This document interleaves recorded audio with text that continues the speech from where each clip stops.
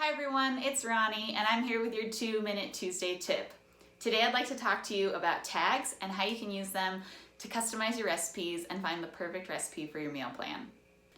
You can add tags to your recipes to further customize them after you add courses, cuisines, and main ingredients. Tags are a great way to add extra customization to your recipes, and you can use them in the search and filtering options to find the perfect recipe every time. On the website, we have the bulk editing options, which will allow you to add tags and other customizations to multiple recipes at once.